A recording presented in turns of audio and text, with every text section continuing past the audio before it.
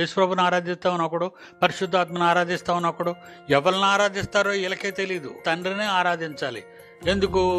4వ అధ్యాయం యోహాను సువార్త 23వ వచనం, యథార్థముగా ఆరాధించువారు ఆత్మతోనూ సత్యముతోనూ తండ్రిని ఆరాధించు.